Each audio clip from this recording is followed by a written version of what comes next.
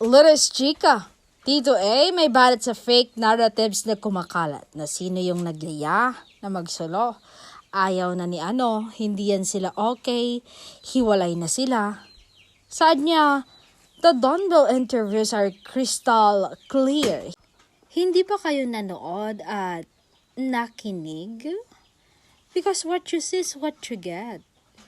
They protect their personal relationship outside the love team. And most of the time, Donbell are just quiet on social media. They know what's going on, what the issues and fake news are.